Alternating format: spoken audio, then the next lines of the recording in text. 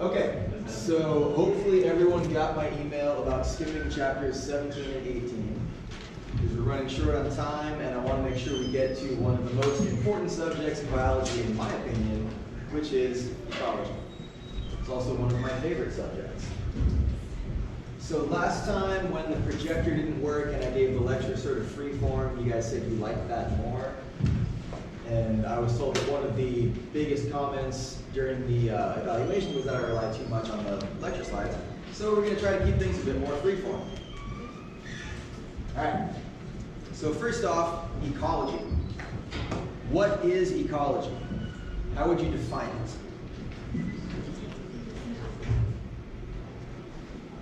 The science of ecosystem. That's not a bad way to put it. You could simplify it a little bit by just saying like the study of the environment or the study of the ecosystem, because not everybody is really comfortable with the term science. So if we're talking about ecology in the context of studying the ecosystem or studying the environment, we're going to talk today about population and community ecology. They're two different things. So first we have to define what a population is. Anybody want to take a stab at this one? In the context of biology, what does population mean? Not a bad way to say it, but you can be a little bit more specific. The number of the individuals of a specific organism in a given area. That's very good, and I will add to that, close enough to interact with each other. So a population is a group of one species that are living in an environment at the same place at the same time, close enough that they will be interacting with each other. Now it's only one species. Populations do not include multiple species. We get to that later. So when we're talking about population ecology, we're only talking about the ecology of a single group of a single species in one area at the same time. The study of populations is something that we call demographics.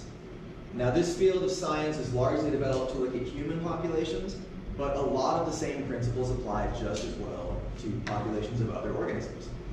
So when we're talking about demographics, when we're talking about the study of a population, what are some things we might be interested in?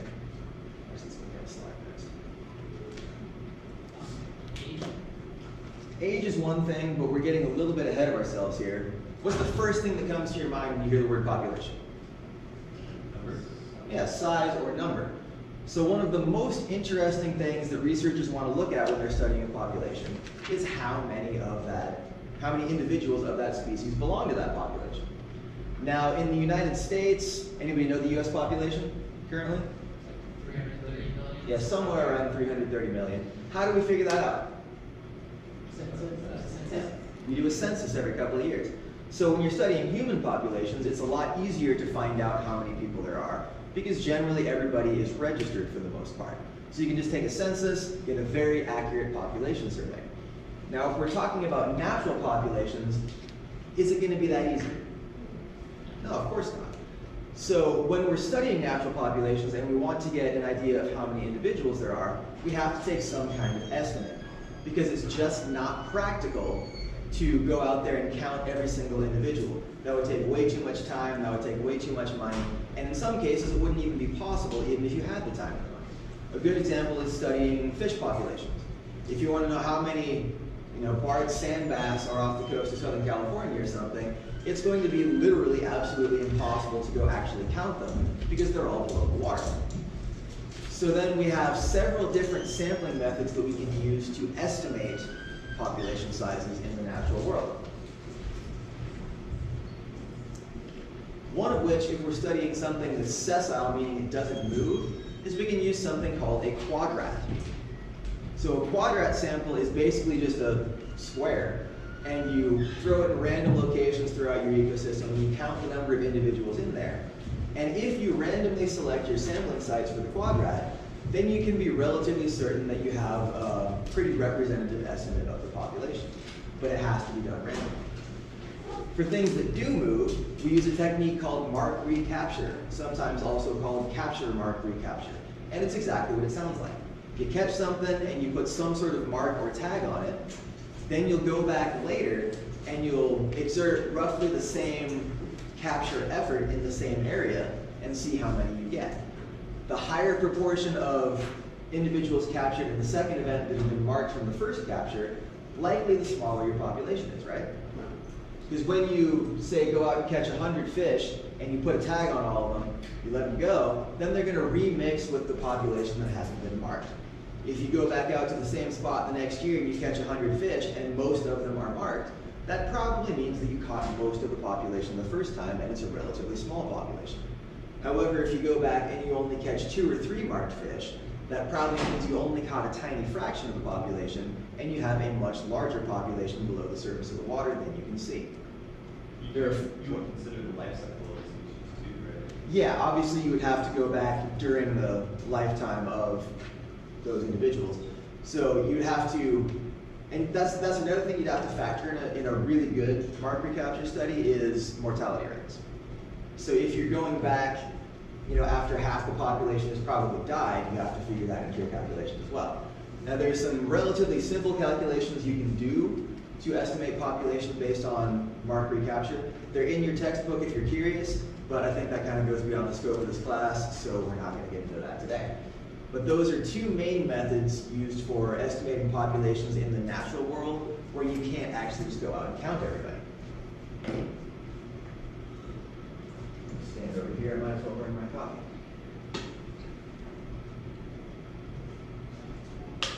Does anyone have any questions so far? Everybody understands why it's impractical to actually go literally count stuff and how we use these estimates, and they seem to make sense, right?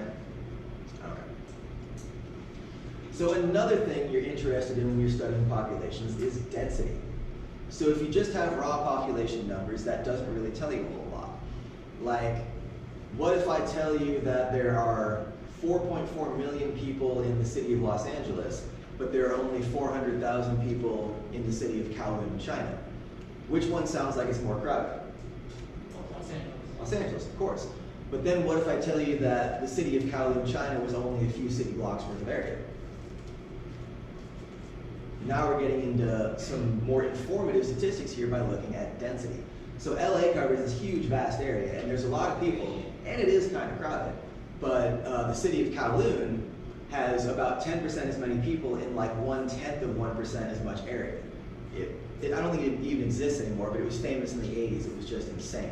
Everything was built vertically. People were living in tiny, tiny boxes of apartments. So density is an important statistic to look at when you're considering population, because obviously that's going to affect a whole bunch of different things that control population dynamics, as we'll get into a little bit later. Density is usually given in individuals per some unit of area.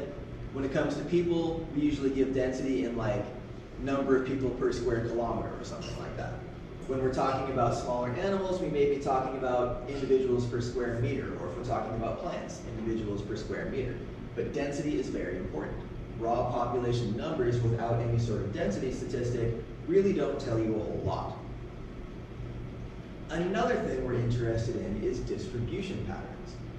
Now when I say distribution patterns, this is not necessarily referring to size or density. You can have the same population size and density with very different distribution patterns. I don't remember if I have an image in the slide for that or not. Doesn't look like I do. So there are several different types of distribution patterns. Distribution can be more or less random. In the case of random distribution, that would generally be simpler organisms. Something like dandelions is the example you get in your textbook. How do dandelions reproduce? Yeah, through the air using, fruits actually. A lot of people don't know that, but the little like puffy thing on the dandelion, that's technically a fruit. Pretty cool stuff.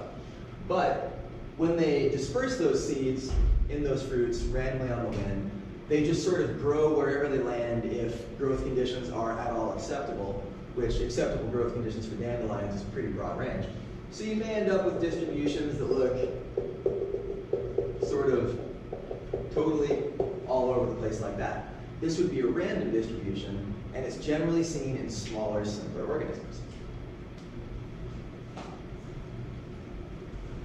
Now, distribution can also be clumped. a very technical, scientific sounding word, isn't it? Clump distribution, you tend to see in organisms that don't have quite as broad of dispersal methods when they reproduce. Something like an oak tree. How do oak trees reproduce? Dropping like acorns or seeds. Yeah, exactly. They reproduce with acorns, and those acorns basically just drop off the branches. If you guys ever heard the phrase, the acorn doesn't fall far from the tree, when people use that to describe how kids are just like their parents. But in the case of literal acorns, that's also true where it doesn't fall far from the tree. So with species like oaks, you tend to get clump distributions where a lot of the individuals will be clustered in small areas spread throughout your habitat. Another type of distribution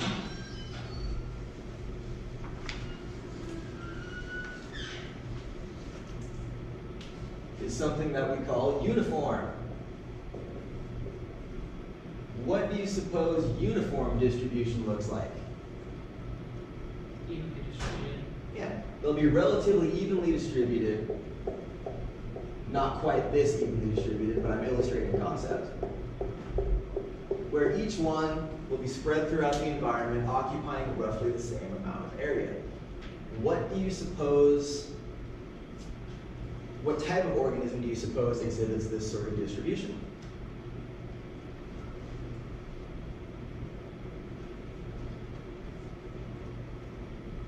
Somebody take a guess.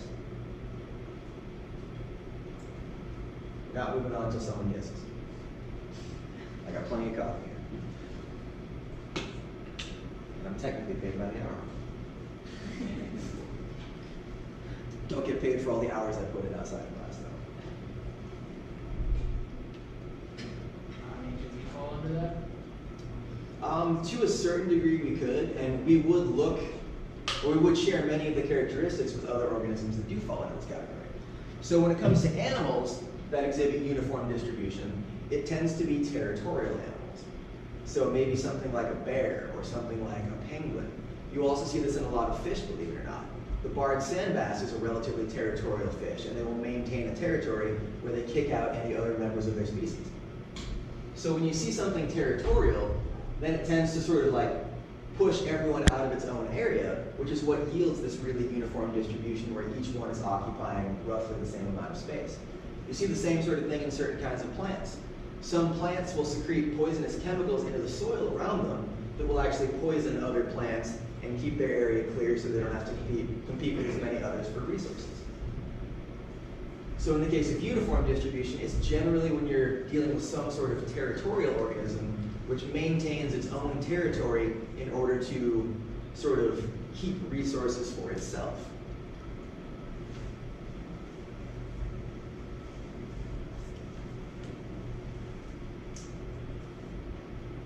In the clumping pattern, would you think or would you think that like cat animals would fall under that? Maybe, like if you were talking about animals instead of plants. That one's a little bit trickier, but yes, technically I would say so. I just don't think it's quite as good of an example because those clumps are always moving. But it's the same sort of principle where at any given time, if you were to freeze it in time and take a snapshot of the ecosystem, you would see these animals existing in clusters with large spaces between them. So it is technically the same thing. I just didn't want to give that as an example because I figured it might be a little more confusing.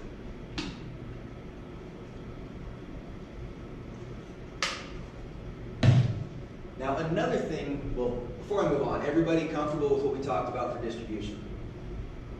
Everybody feels good about answering test questions about that? Describing what each type of distribution looks like and what types of organisms exhibit them? Great. So then another thing we need to consider when talking about populations is mortality rate. What does that mean? Yeah, how fast do they die? It's right there in the name, mortality meaning death. So this is the rate at which individuals in the population die as a proportion of the population. So generally when you calculate mortality rate, you would have the number of dead guys over the number of survivors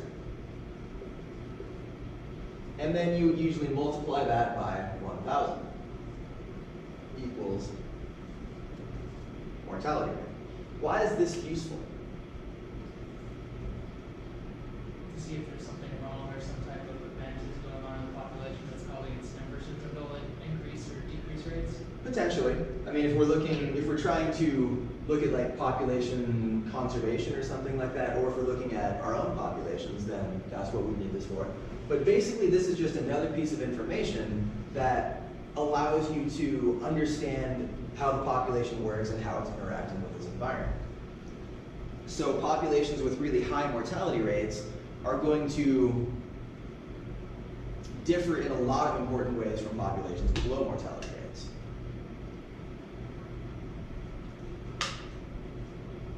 And it generally tends to depend on their life history characteristics and how they have evolved to maintain their populations. So natural selection, I mean, the whole purpose of life basically is to pass on your genes. And different species have evolved lots of different strategies for this, just trying to guarantee that some of their genes get passed on to future generations. And there's some very different strategies for that. When we talk about survivorship curves, you see how some of those different strategies play out. So, if we have a graph where we have time on the x-axis, and on the y-axis we have survivors, or survivorship, you see a few different ways that this plays out given different types of populations. What about humans? What does survivorship look like over the lifetime of a human? What do mortality rates look like when we're really young? Pretty low. Yeah, generally quite low. So we tend to have very high survivorship. As we approach middle age and then going into old age, though, mortality rates tend to increase, don't they? So survivorship goes down. So in the case of an animal like a human, you would see a survivorship curve that has very high survivorship early on in life, then it slowly starts to turn down, and then once you hit like 90 or 100, survivorship goes to almost zero. Does that make sense? So these are humans, these are animals like humans. You tend, in organisms that exhibit this type of survivorship curve, you tend to see relatively small numbers of offspring with relatively high investment in each offspring. So when humans reproduce, how many do they normally reproduce at once? Just one. Generally just one. It's quite rare for any more than one human to be born in any one reproductive event. There are twins and triplets, but that is exceedingly rare. We also put all kinds of effort into raising our young. Young humans are completely worthless until they're at least like 4 or 5 years old.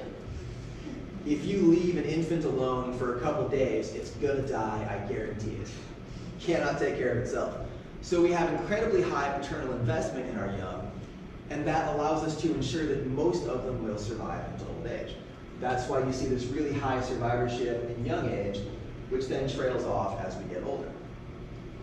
Now the opposite of that would be something that exhibits relatively low investment in each offspring, but very high numbers with each reproductive event.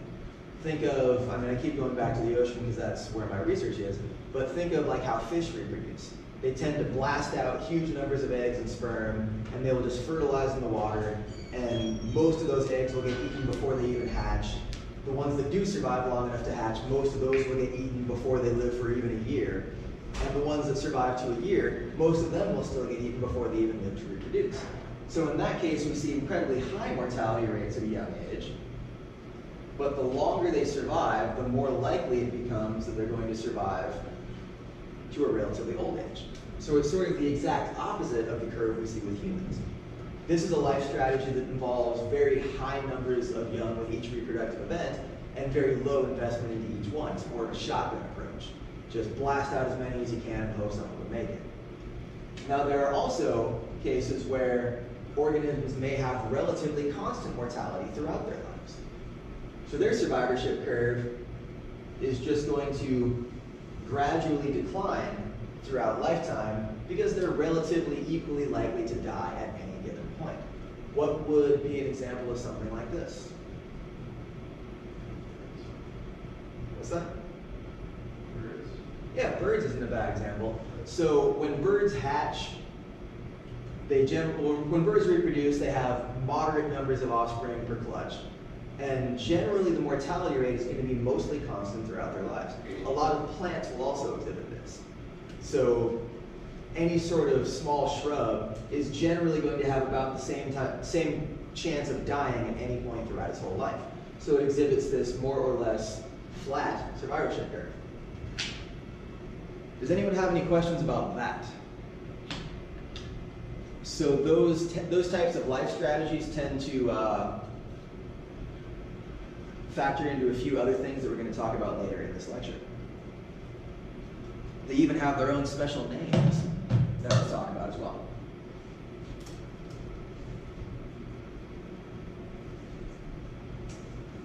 So now that we've looked at what populations are and some of the basic characteristics of populations, population growth is one of the most important things when studying any kind of population. So what is population growth? It's not a trick question. It's just as obvious as it sounds. Yeah, it's growing of a population. It's a population getting larger. It's not even that complex. We're not even talking about growth rate yet. This is just populations getting bigger. Now, how do populations get bigger? Reproduction. So individual organisms will reproduce more organisms. That's how populations grow. So when we're talking about how fast they grow, there's a few things we have to consider. What's the first one? That's actually the second one I wanted to talk about. But yes, that is one. But birth rate. Birth rate is one of the first things you have to look at. So birth rate is generally given as number of live births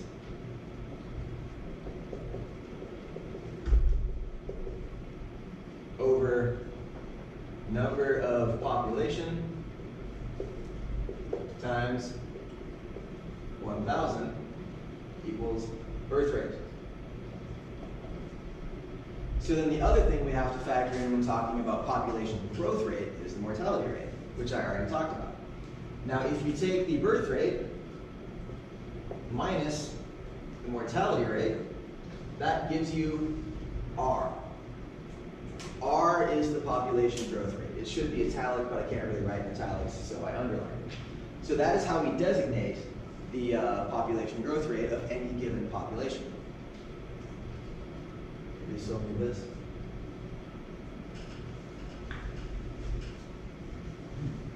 So when we look at the growth rate, there are a few different types of population growth that we generally see.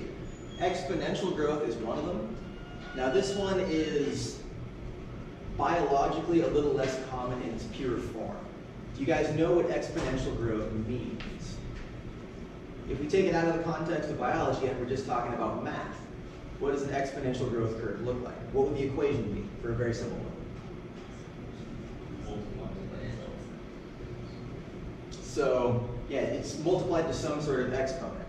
So, you could just have y equals x squared is a very simple exponential growth curve. What that would look like is here at 1, y is also at 1. Here at 2, y is at 4. Here at 3, 5, 6, 7, 8, 9, y is already up here. And it tends to shoot up really fast in something that's often described as a J-shaped curve. Populations will grow like that under certain conditions. What conditions do you suppose that requires? I imagine like a high amount of resources with population. It requires effectively infinite resources. So if you want to observe actual exponential population growth, one of the easiest ways to do it is a bacterial culture in a lab setting. So bacteria reproduce how? Cellular. Specifically, binary fission. Bacteria, as with other prokaryotes, reproduce using binary fission, which is basically just each individual in the population dividing itself in half to make 2 individuals. So if a bacteria, we'll say some hypothetical species, takes exactly 1 hour to complete a full cycle of binary fission, how long does it take for the population to double? Exactly 1 hour. So if you start out with one individual, an hour later you've got 2, another hour later you've got 4, then 8, then 16, etc., and it gets out of hand really fast. So eventually that population is going to run through most of the resources you have, but because they're so small, we can supply effectively infinite resources from many, many generations. And you can see a population grow from just one individual into literally millions or billions over the course of like a day. In real life though, in the case of most organisms, you don't tend to see exponential growth for very long. Why is that? Strip away all the resources. Yeah, they run out of resources after a while. Now those resources may be space, they may be food, they may be water, they may be mates, something like that. But whenever you have a population in an ecosystem, there's going to be some degree of intra-specific competition. That's an important term, which will be on the test.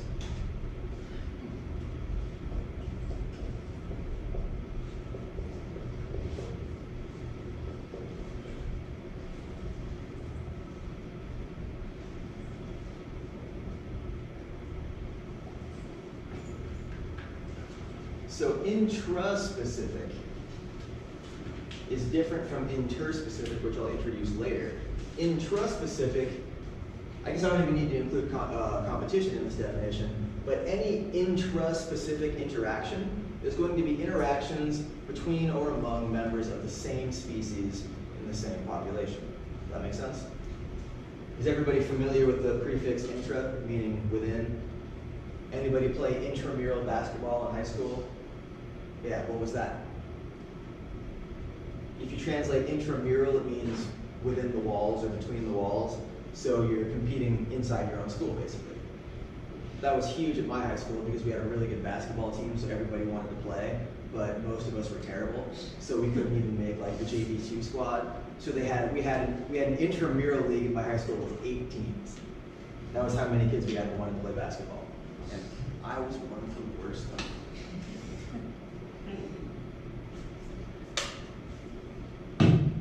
So intraspecific competition then, getting more specific, is going to be competition between or among members of the same species for some shared resource, be that food, water, mates, space, whatever. Make sure you write that down. You guys ever seen Van Wilder? Write that down. Yeah. Love that movie. Anyway, so exponential growth generally does not exist for very long periods of time in nature. Instead, we have a separate type of growth model which is called logistic growth. Now, logistic growth starts out looking like exponential growth.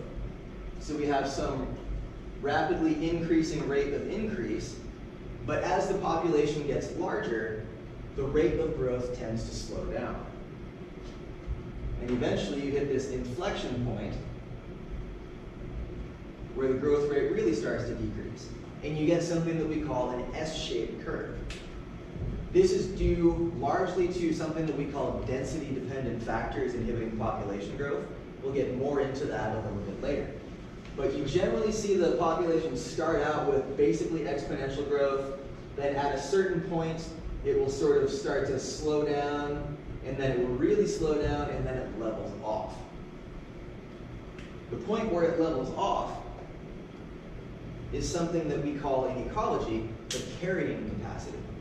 The carrying capacity of any population in any ecosystem is the maximum number of individuals that ecosystem can support for an extended period of time. Now, it's quite common in nature. It never works out quite this clean in nature. You'll never see this perfect S-shaped curve, but it does follow this general trend. But commonly in nature, what you'll see is organisms will grow really fast, or the population will grow really fast, and then they will often overshoot their carrying capacity. This happens very commonly. But then there will be some correction in the form of a population crash, which brings it down to the carrying capacity. Now, generally, it's not going to be perfectly constant after that. If we extend time ad infinitum, you would see the population kind of hovering right around the carrying capacity. It's never going to stay perfectly there. Another important thing to mention is the carrying capacity is not fixed. It is not static. An ecosystem's ability to support a specific number of individuals from any population may increase some or decrease some depending on events in that ecosystem. Can anybody think of an example? No, forest fire. Forest fire. I was thinking more along the lines of a drought or something like that. So if you have some kind of environmental event that causes a decrease in available resources, that's going to lower the carrying capacity. Sometimes by quite a bit, and sometimes for a very long time. On the other side of that coin, you could have something like an exceptionally good growing season, which may greatly increase the carrying capacity of that ecosystem for species, but only for a certain period of time. Once that growing season ends, the carrying capacity is going to come back down, and there's going to be a population crash that follows it. Kind of like getting all the rain removed out this year. Exactly. So anybody, I mean, I know you went out to see the flowers. I actually just did that like a week ago, and they're already gone. But anybody else go out to like Lake Elsinore to see the super bloom of poppies there? Nobody? I guess I'm not the only one. I just didn't want to deal with the crowds and the traffic. But so you guys are aware of it though, right? You saw the pictures? Incredible rolling hills covered in orange and purple flowers. So the carrying capacity for those poppies, for instance, in that area is generally quite low. Why? The heat during the summer. The heat, but more than the heat, lack of water. So it's a really dry area most of the time. So because there's not a lot of water to go around, it can't support very many individuals. But if you get an unusually huge influx of rain, suddenly the carrying capacity just skyrockets, and you have way more individuals, but it's temporary. That water is now gone. The carrying capacity has come back down to about where it normally is, and there was an unimaginably huge population crash in those poppies.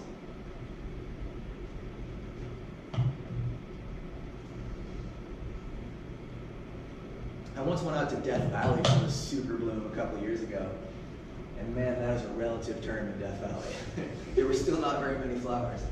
But when you understand that there's normally none of them, then it's still aggressive.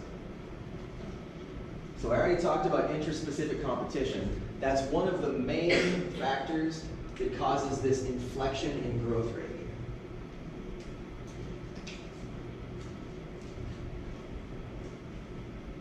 All right, any questions about logistic versus exponential growth? Yes. Is it possible, why is it possible for a population to grow its carrying capacity? So,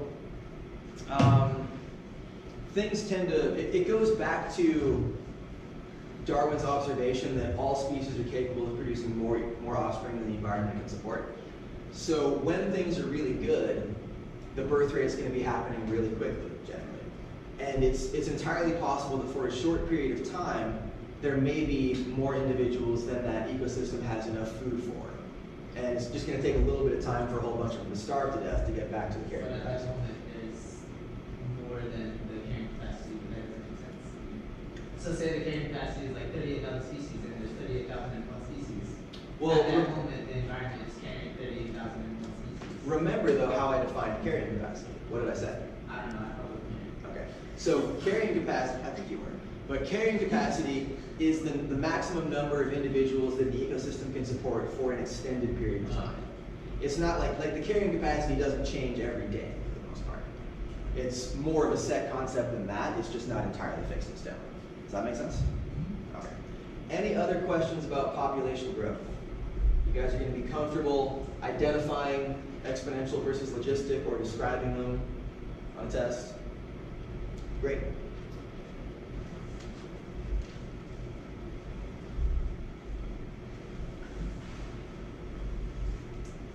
All right, so then population dynamics, that's the study of how populations change, and regulation is the factors that generally tend to control those changes.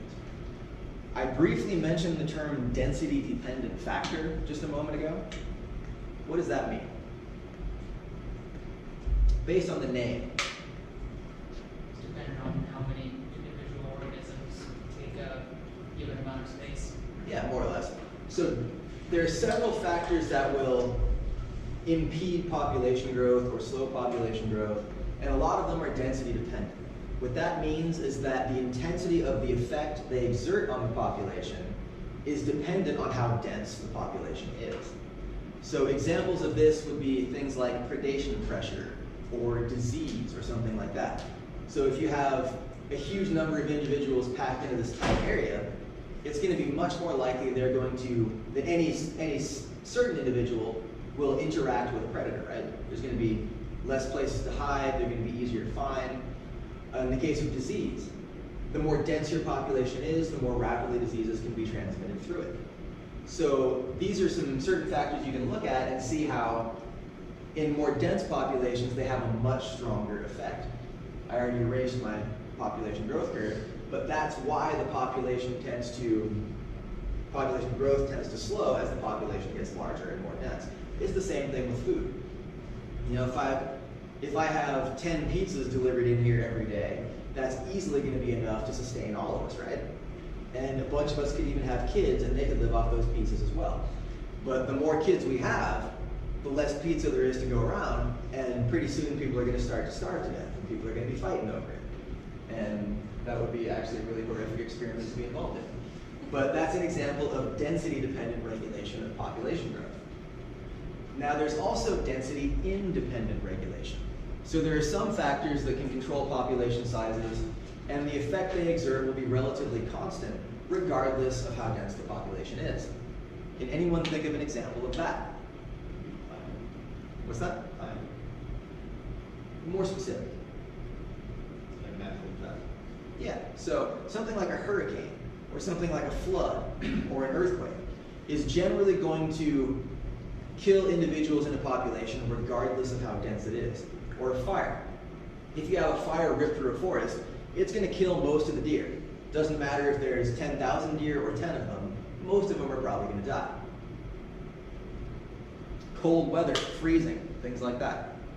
Now there are some climate factors that would be density dependent, like for instance a drought. A drought is going to have a much higher chance of killing any given individual if you have a dense population, because it's just causing a shortage in a specific limiting resource, and the less individuals you have competing for that resource, the less severe the effect is going to be. So make sure you bear in mind that climatic factors can be either density dependent or density independent, depending on exactly which one we're talking about. Is that a really confusing sentence to listen to? Makes sense though, right? So density dependent when it comes to climate would be more of an indirect impact of like resources? Well, I mean, I'd still call that fairly direct. So if you have, you know, a really dry season or a really good rainy season or something like that, then the effect that that has on the population is going to be, or the intensity of the effect that has on the population is going to be greatly affected by how dense that population is. You know, the opposite of that would be things like fires or freezing events or something like that, where it's going to kill most of the individuals regardless of how many there are. Like if you have a severe drought, going back to that deer example, if you have 10 deer, there may still be enough water to go around and hardly any of them are going to die. But with 10,000, likely that most of them are going to die. Does that make sense? All right, do we have any questions on that before moving on? Now sometimes, well I shouldn't say sometimes, usually always, it's not quite this clean. In ecology, it's never as simple as it is in the textbooks, it's never as simple as it is in the models.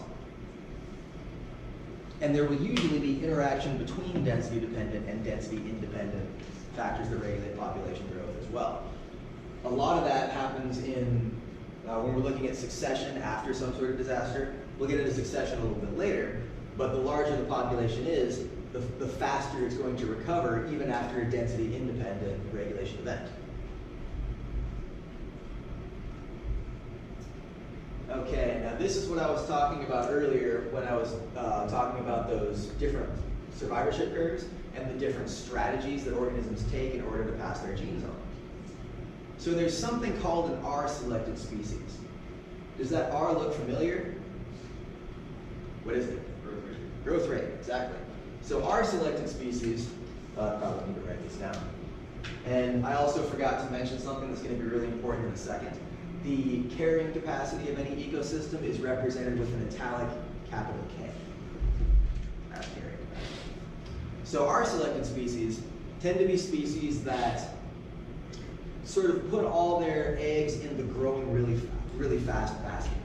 They tend to be smaller, simpler organisms that have shorter lived lives, earlier age of reproduction, and very high numbers of individuals for each individual reproduction event. What type of habitat do you think this would be really beneficial in, if your end goal is making sure at least some of the population survives? Very volatile. Yeah, volatile, unpredictable habitats. So if you live somewhere where there's a solid chance that any given year, 90% of the population is going to be killed by a fire or a flood or a drought or something like that, then this life strategy of being able to reproduce really quickly and really, I guess quickly is a synonym for the other word I was going to say, but that's going to be beneficial because that allows your population to recover from any sort of catastrophic event much more rapidly than populations who use a different reproductive strategy. So if you know you're going to be subjected to mass die-offs relatively frequently, this is a great way to make sure your species survives. The opposite of that is K-selected species, K representing that carrying capacity. These are organisms that tend to have larger bodies, they tend to reproduce later in life, smaller numbers with each reproductive event, more investment in each individual. So this would be things like humans, for instance. So the idea behind this is give each individual as high of a chance of surviving as possible. Now this is going to be much more, it's going to make much more sense in environments where you don't have really frequent catastrophic events killing off most of your population. So the main difference here, well, most of the main differences are just in birth rate and age of reproduction. So K-selected species tend to reproduce very late in life. In small numbers, R-selected species tend to reproduce very early in life in very large numbers. Now, most organisms could be broadly characterized as one or the other, but obviously there's going to be a whole spectrum in between. It's not a completely binary system.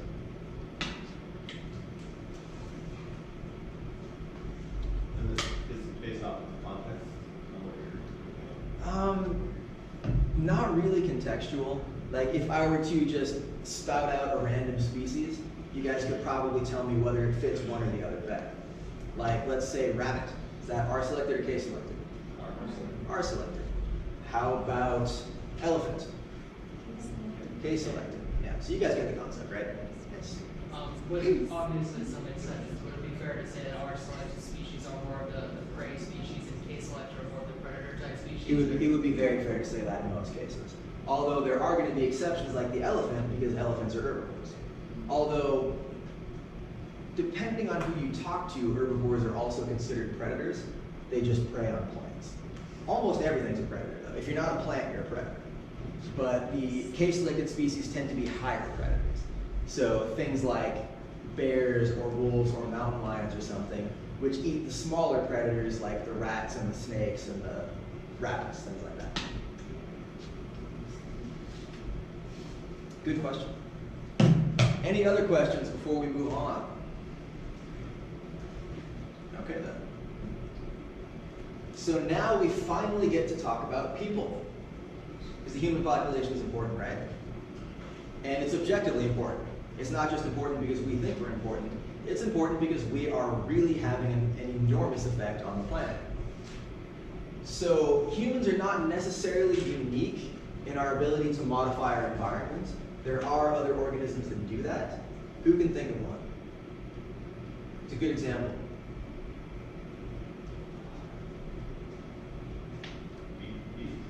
What'd you say? I'm not going to go with bees on that one, but you almost said it. Beavers would be a really good example. So beavers build these huge dams, right? They turn streams into lakes, and they have enormous lodges built into those dams. So these guys are capable of pretty extensive modification of their environment, just like we are. I mean, obviously we can do it better.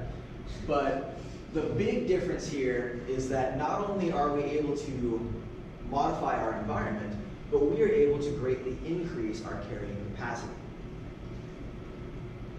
We do that through things like sanitation and medicine. So modern sanitation saves enormous numbers of lives. It prevents the spread of diseases. So there we see, if we didn't have modern sanitation, then the density-dependent factor of disease would be a much bigger limiting factor on human population growth. Because we would have all this waste piling up and making everybody sick all the time, and people would be dying of cholera or typhoid left and right. But because we have modern sanitation, we're able to vastly reduce the effect of that density-dependent regulating factor. Same thing with medicine. We are able to treat and prevent diseases, something that other species are not capable of. Disease being a huge density-dependent factor regulating population growth.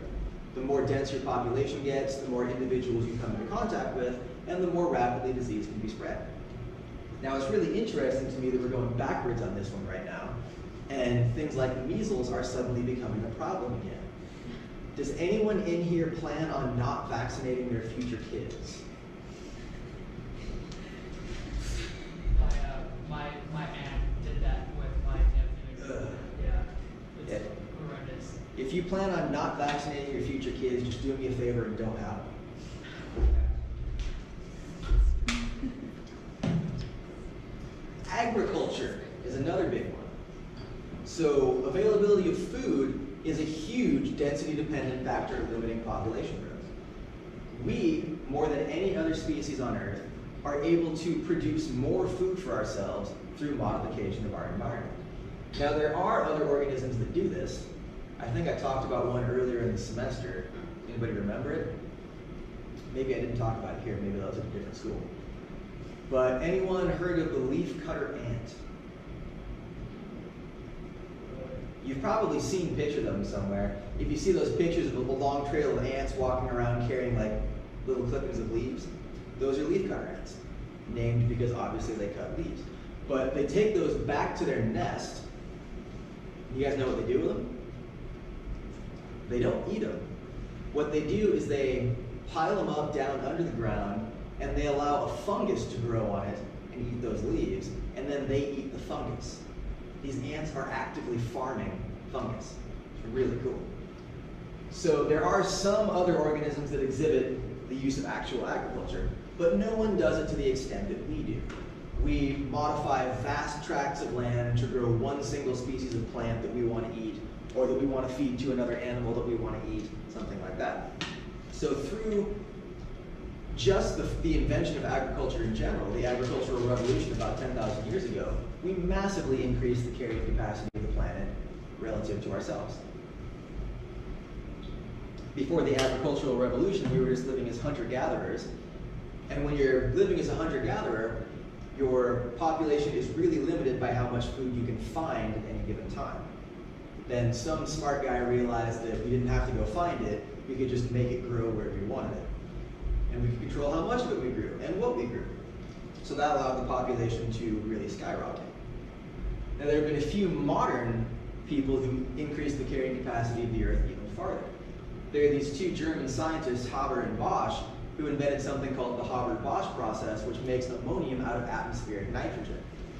This is estimated to have literally doubled the carrying capacity of the Earth for humans, because it allows us to trap this really abundant atmospheric nitrogen. N2 gas makes up about 70% of Earth's atmosphere, but we couldn't use it for anything. Now we can. Now we can use that to make ammonium, and we can use that to make fertilizers, and we can use those fertilizers to grow much, much more food than we could before. So by roughly doubling the agricultural potential of human society, we then roughly doubled the carrying capacity of the Earth for people. Norman Borlaug is another big one. He was a food scientist who lived in the 20th century. He did a lot of research in developing wheat that gave much, much higher crop yields and much more pest and disease resistance. So he was also able to increase the amount of food we could produce, thereby increasing the carrying capacity of the Earth for humans. So because we have been able to sort of skirt these density-dependent factors, our population growth rate has just been increasing effectively unchecked.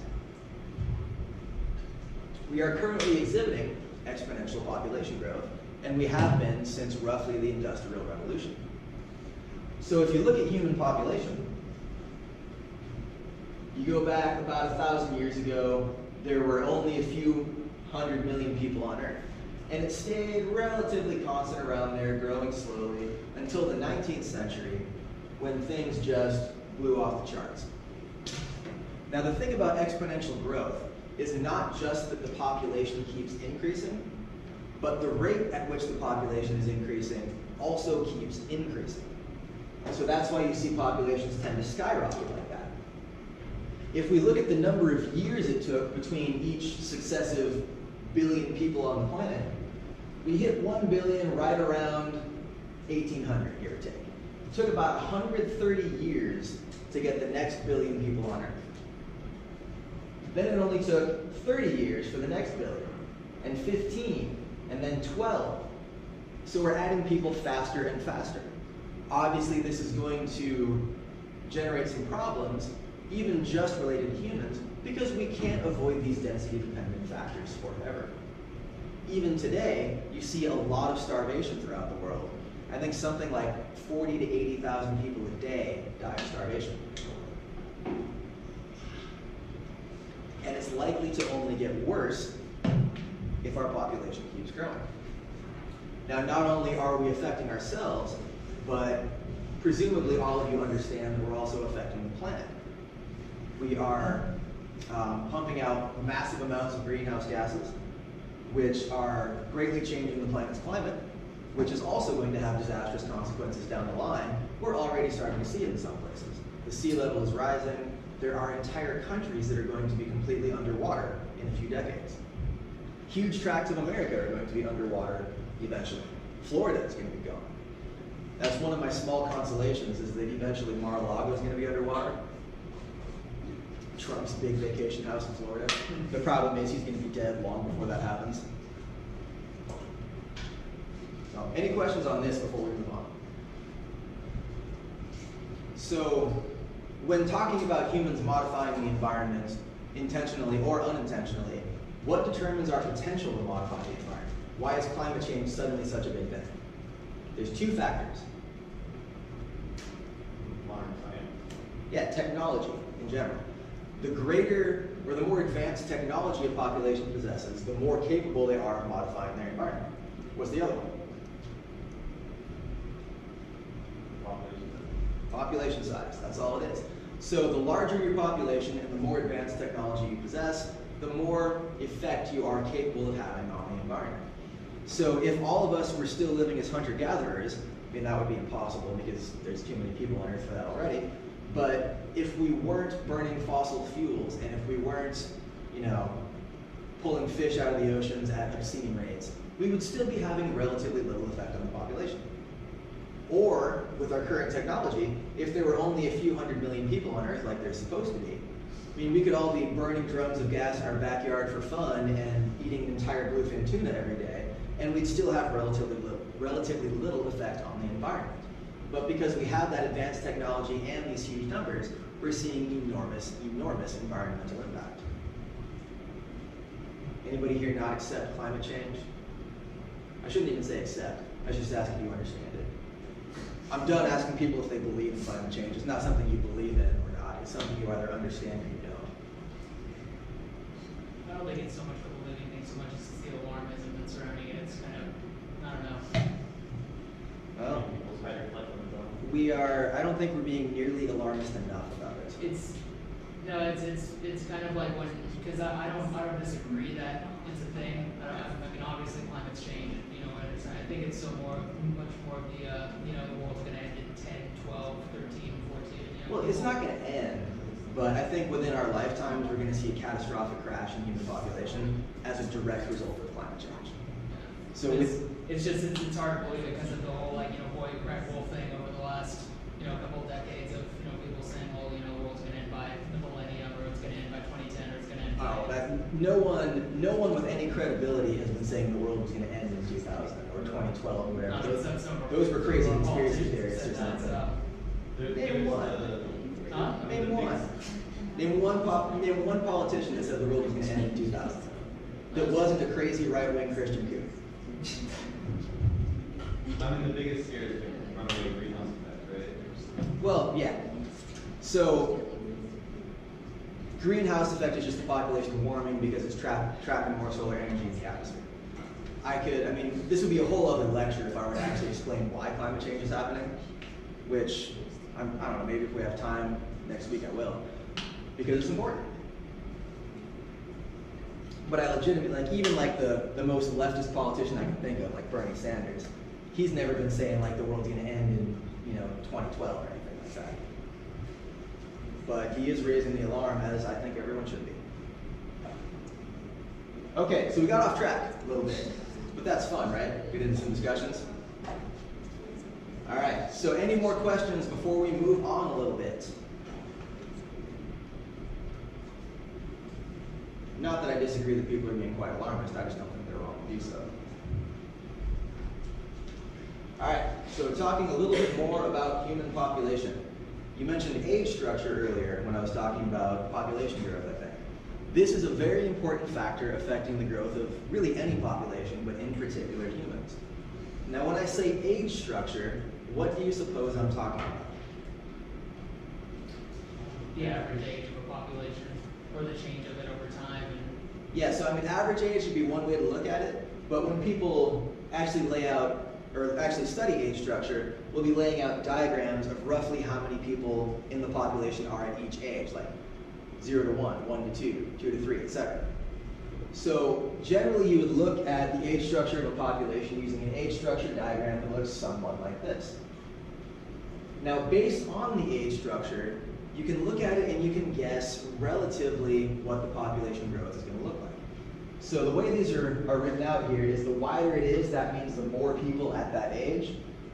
Blue for males, red for females. Why does that matter? Why do we separate the sexes?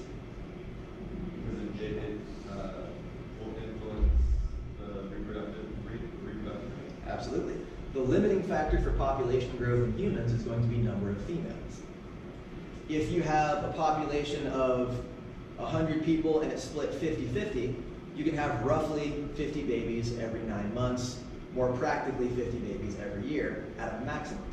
If you have 99 women and 1 guy, you can have 99 babies every year. If you have 99 guys and 1 woman, you can have 1 baby every year.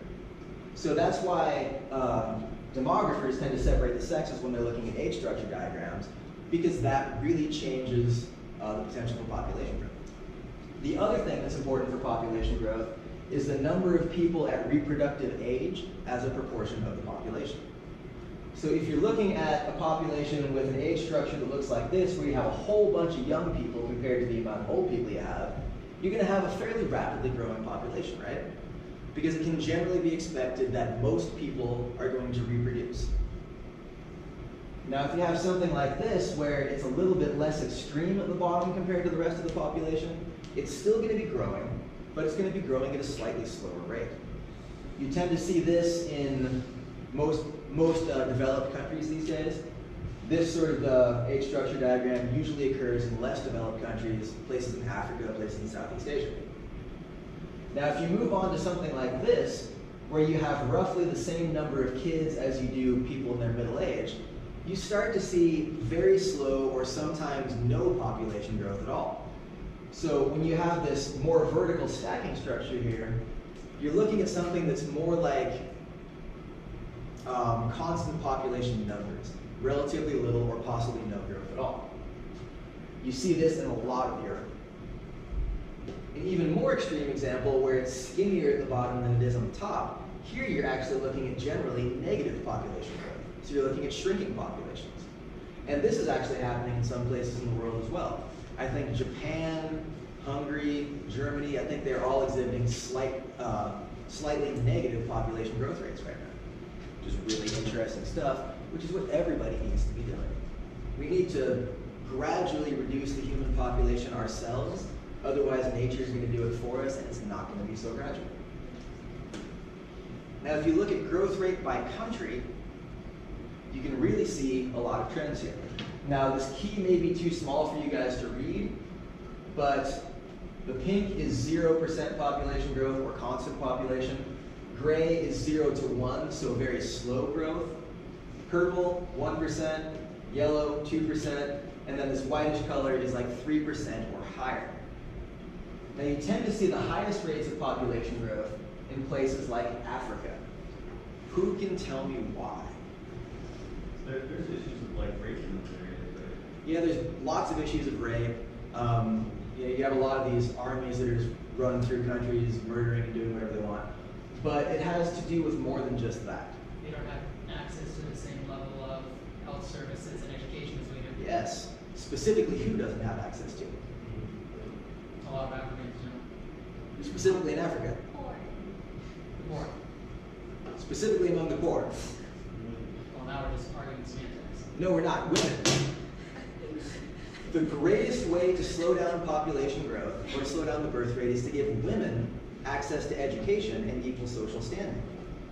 Now, this may seem weird, but there is actually a lot of good logic behind it. So, imagine you're a woman and you're not allowed to go to school. You never learn to read, you never learn to do math or anything like that. What is your chance of getting a good job and earning a lot of money for yourself? Pretty much nothing.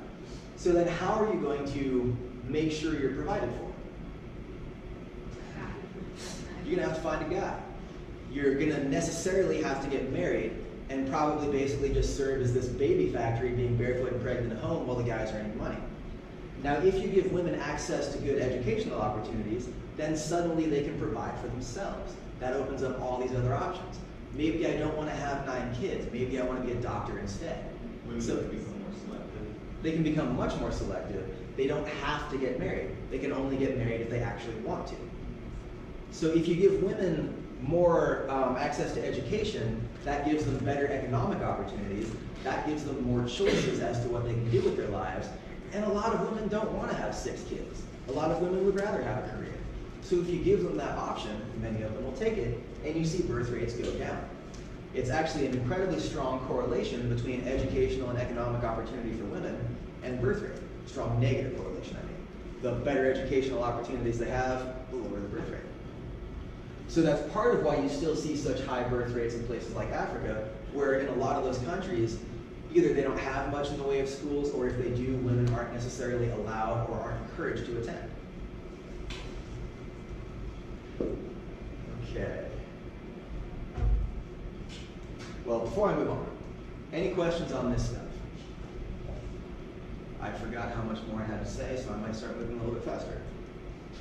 So then that was population ecology. Remember, populations only include one species. Community ecology is another field in ecology. So if a population includes one species, what do you suppose a community includes? Multiple species, yeah. So population is being defined as, some number of the same species living in the same area close enough to interact. A community is some number of multiple species living in the same area at the same time, interacting with each other. This involves interspecific interactions. So this sounds very similar to the last one I said, which was intraspecific, but it's the exact opposite. So intraspecific is within the same species. Interspecific is between 2 or more different species.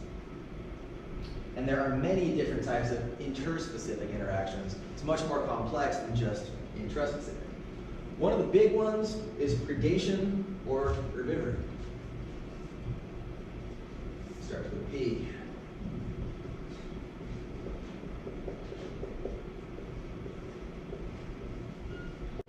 I'm actually going to make a table here. Here's our type of interaction. Here's our effect that it has on both species involved. And we'll give one example here. So if we're talking about predation or herbivory, how does that affect each species involved in that interaction? How does it affect the predator? Come on. It's not a trick question.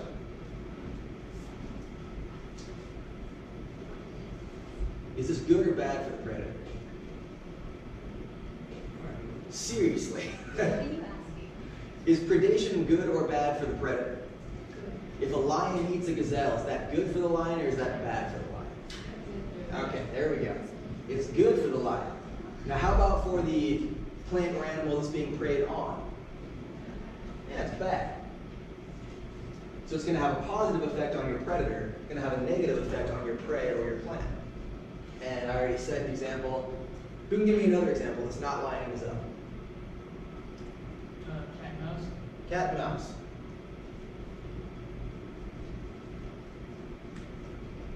Or maybe cow and grass. Pretty simple, right? Yes, people still can't produce these on tests. Someone's not going to be able to give me an example of a predator-prey relationship on the exam. Don't let it be you. So predation and herbivory tend to have this sort of long-term effect of basically initiating this arms race between the predator and the prey. So the prey is always going to want to avoid being eaten, right? Because it doesn't want to die. And the predator is always going to want to eat the prey because it doesn't want to die either. So the prey end up developing a lot of different defense mechanisms. Now I'm using prey here to include both animal species and plant species. So what are some defense mechanisms that plants and animals have evolved in order to keep from being eaten? Thorns. Yeah, that's an example of mechanical defense. Who's got another example? What is that? A lot of deers have, I don't know what the name for it is, but the eyes that are kind of like opposite on the side of its head instead of looking forward. Yeah, a lot of prey animals develop really good sensory reception so they can detect predators and get out of their way. Some animals would also have shells or scales, which is another example of mechanical defense. What's a non-mechanical kind of defense? Poison. Poison, exactly. So some plants develop these poisonous compounds that make them either really distasteful or make anything that eats them sick, or may even make something that eats them die. Example, there would be something like a foxglove. They produce a poison called digitalis. In large enough quantities, that will actually kill you. So that's chemical defense. Now, when you get into chemical defense, especially with animals, what is often accompanying that? Yeah, color, warning coloration. So if you look at a poisonous frog or something like that, poisonous frogs are usually really brightly colored. It's the opposite of camouflage, which, by the way, is another defense mechanism. Camouflage, they can hide better. That would be things like the leaf mantid that we looked at earlier in the semester, or a chameleon. But when we're talking about warning coloration, this is the exact opposite of camouflage, where it's trying to stand out, trying to be easily spotted, because the predator will hopefully have enough experience to know that this thing has a poisonous bite, or it has poisonous skin. Or sorry, it wouldn't be a poisonous bite, it'd be a venomous bite. I misspoke there. You guys know the difference between venom and poison? When you ingest, when you get bitten, or is it injected into you? Yeah. Venom's injected, poison's ingested. Where was I? Yeah, so warning coloration. A lot of species will have some red coloration to warn predators that they have this capability. They have this poison, or they have this venom. Now that results in something really cool, which is called mimicry. So a lot of species of prey will sort of exploit the poison or venom and accompanying warning coloration of a similar species, and they will exhibit the warning coloration of that species, although they do not possess the poison or venom. Here's a great example of that. So here you have a wasp with a very painful venomous bite, and then here you have a completely harmless hoverfly who has just evolved to look like the wasp, so that less intelligent predators will see that and think, oh no, it's a wasp, I'd better stay away. That's a really cool evolutionary strategy. Okay, before we get any farther there, anyone have any questions about defense mechanisms, predation, herbivory, etc.? Great. So now we're going to competition. Now this is interspecific competition, not intraspecific competition.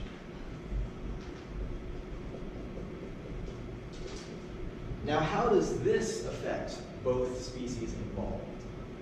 Is it good or bad for either one? Exactly, it's bad for both of them. Why is that? But that can compete for the same resources, and one obviously has to win over the other. Yeah, but even the one that wins is going to have exerted a whole bunch of energy in that competition. A great way to describe this is like, imagine you get in a fist fight out in the parking lot. even if you win, you're going to be worse off after the fight than you would have been if you hadn't fought at all. That guy's probably going to get at least 1 or 2 good punches in, right? You're going to get injured, you're going to have a headache, so you're better off avoiding the thing entirely. But what's a good example of interspecific competition? This one's a little bit trickier, isn't it? Like maybe like a bear and a mountain lion, like fighting over the same thing. Yeah, bears and mountain lions, or mountain lions and coyotes, or anything like that. So if their prey species overlap, then they're going to end up competing for prey. And it's going to, even though the bear is almost always going to win that fight, he's still better off if he didn't have to fight at all. Make sense? So what this leads to is something called the competitive exclusion principle. This is where organisms that occupy overlapping niches, meaning they have to share some of the same resources,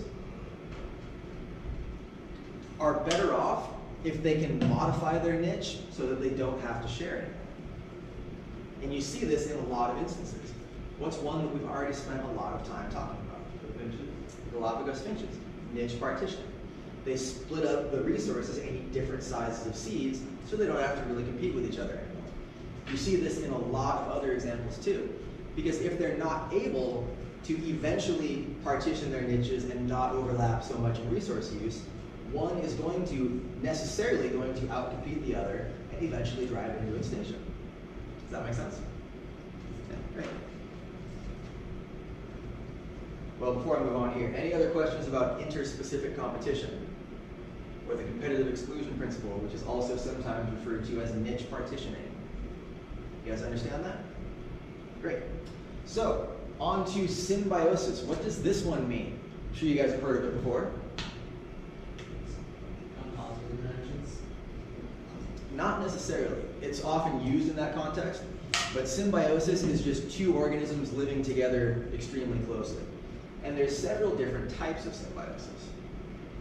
First one being commensalism.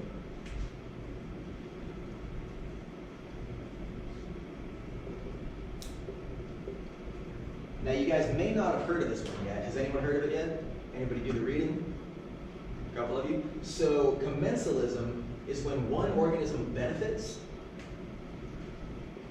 and the other organism is not affected in any way. A great example of this one, the one they use in your textbook, is birds nesting in trees. This is a commensalist relationship where the bird greatly benefits because it gets to have its nest high up off the ground where it's not easily accessible to predators who want to eat their eggs or eat their babies. But the tree doesn't really get harmed by this. The nest doesn't weigh enough to put any substantial strain on the tree branch. It's not blocking light from hitting the leaves. It's not using up water that the tree needs. So the tree could care less whether or not this is happening. That's commensalism. The next type of symbiosis is mutualism, which is what you were thinking of. Mutualism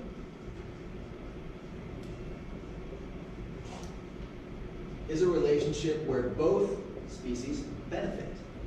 Does anyone know an example of this one? Yes. Yeah, I think I was watching that Blue Earth or something.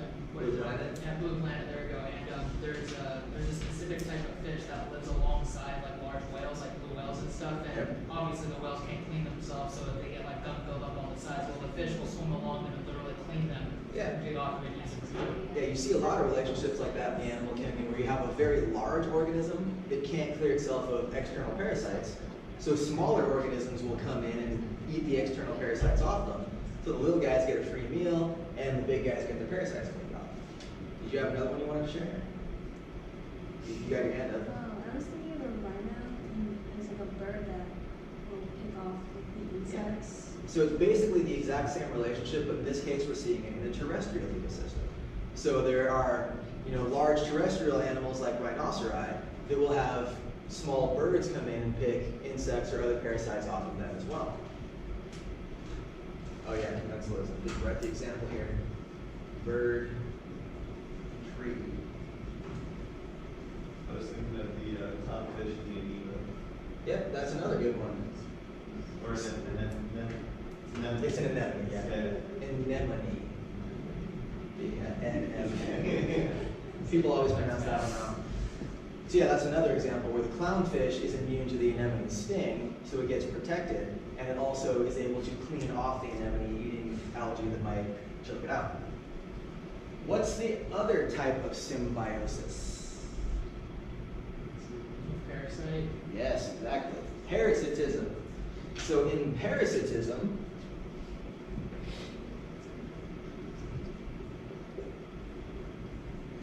you have a parasite that is benefiting, and you have a host that is harmed. What's a good example of this one? Leech, yeah. Or tapeworm. Or, well, malaria is the disease, but the protist that causes malaria is another example of parasitism. Would you put like a virus under that too? That one is debatable because viruses generally aren't considered to be alive. But if we did consider them life, then yes, absolutely. And some people would still say yes, absolutely. But for the purposes of this class, I'm going to say no because viruses don't technically fit the criteria of living organisms. Anybody remember which characteristic they don't have disqualifies them? Yeah, reproduction. They're not capable of reproducing themselves, which all life necessarily has to be in order to be considered life. So anyway, these are going to be the primary types of interspecific interaction that you are going to be tested on. Make sure you remember all of these, make sure you remember how they affect each organism involved, and make sure you can give me at least one actual specific real-world example of each one. Any questions on that? Okay, wait, no, okay. So then, a little bit about communities themselves.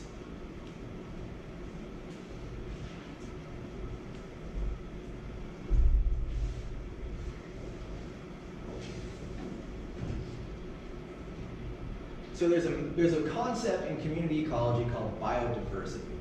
What do you suppose that means? It's a little bit more general than that. It's like how diverse the life in the community is. And there's a few metrics you can use. One of which being species richness, which is literally just the number of different species in your community. Now, species richness doesn't really tell you the whole story though, because it's just raw numbers of different species. So, for example, let's say we've got a forest that has 4 species of tree living in it. And there's 100 trees in this forest. 97 of them are species A, and then you have 1 each of species B, C, and D. How diverse is that forest? Not really. Not very diverse at all. It's practically a monoculture. Now imagine we have a forest with 100 trees, 4 species, and there's 25 of each. Does that seem more diverse? Yeah, even though it has the exact same species richness or the exact same number of individual species. So that plays into a concept called relative species abundance. That's an important thing you have to consider when calculating the biodiversity of a community. You have to look at both species richness and relative species abundance. There's also a concept in ecosystems called foundation species. These, like the name implies, sort of serve as the foundation on which the rest of the community is built. They generally tend to be primary producers. In terrestrial ecosystems, they generally tend to be plants. So this might be the grass in the Great Plains in Montana, or this might be the Doug firs in the huge forests up in the Pacific Northwest. But it's a species that the rest of the community depends on for its low-level energy production. Now that's a similar concept to, but not identical, to keystone species. You guys know what a keystone is? Not beer. Is that still a thing? When I was in college, we were drinking a lot of Keystone. Yes? Keystone species should be like the deeper, right? So without keystone species, what is a keystone? So they're It's an architectural term. The foundation or no? So a keystone, if you look at like a big arch in a castle or something like that, the keystone is this big stone at the top that if you pull it out, the whole thing crumbles. That's why it's called a keystone. So a keystone species is similar in a biological concept. So this is an organism in the community that if you remove it, will have this huge cascade of effects that changes everything in that community. A great example of this one is the gray wolf in Yellowstone. So we've exterminated most of the gray wolves in America because they ate our livestock and we didn't like them. But it turns out that that also had huge effects on everything else because they're such an important predator. When you reintroduce the gray wolf into Yellowstone, you see this massive cascade of effects that reshapes the community at every level. So, the wolves would be eating some of these smaller animals that graze on plants. So the plant community gets more abundant. The moose population goes down, but the mooses are healthier. All kinds of stuff. If you want to read more about that, I highly encourage it, but all you will actually need to know for this class is be able to describe what a keystone species is and give me an example. Another important concept, I've got about 2 minutes left, is invasive species. Do you guys know what an invasive species is? Who can define it? A new species that's in the community. So that's close, that's a non-native species. A non-native species is any species that's introduced to a new ecosystem by human activity, either intentional or unintentional, but it would not have gotten there without human intervention. Now, did you want to add on that to define invasive species? I was just going to say it's non-native species spread out. So an invasive species is a non-native species that causes ecological harm in the new ecosystem that it's introduced to. So like palm trees, for instance, non-native species. They're not here naturally, we put them here. But they're not really driving the native trees or plants out, they're not causing any real harm, so they're not considered invasive. On the other side of that, my favorite personal example of an invasive species is the lionfish. It's native to the Indo-Pacific, lives around Indonesia and Southeast Asia. Some idiot released 2 of them in like South Carolina back in the 90s, and they have just exploded in the Caribbean. And they're causing huge ecological harm because they're able to grow basically unchecked because the predators there don't recognize them as food, so they're not getting eaten. And they themselves are a really voracious intermediate predator, which eat young fish of all kinds of other species. So they're wiping out fish populations, and it turns out they're specifically wiping out populations of fish that clean algae off the corals and keep them from getting smothered. So now indirectly, they're also wiping out coral populations. They're an absolute disaster. So that's an invasive species, a non-native species that causes significant harm. Do I have anything else? Yeah, one more thing, the concept of pioneer species and then succession. So if you have a new ecosystem form, what would be an example of that? It's happening right now in the South Pacific. It's like a good example would be the emergence of new islands. So we have these undersea volcanoes that are constantly erupting, and the lava quickly cools and solidifies, and they get taller and taller. And eventually it pokes above the surface of the ocean, creating a new island. Now there's nothing living on that island yet because it's just bare rock. So you have something called a pioneer species, which would come in and be the first thing to colonize, and would gradually change that ecosystem to make it more amenable to other life getting started there. Succession is the same concept, except it happens in an ecosystem that already existed but had some sort of huge disturbance, like a massive forest fire or something like that. In the case of forest succession, this is secondary succession, meaning that the soil is left intact. If the soil is completely gone, then you have primary succession. Primary succession is usually carried out by things like moss and lichens, which can grow on rock, and then they die and decompose and form a thin layer of dirt. Then small plants will grow on them, and their roots will break up the rock and acidify things and dissolve the rock and make more soil. Then you can get larger plants coming in. When you have soil, then it's secondary succession. You'll have a small annual plant that only lives for a year. They'll grow for a while.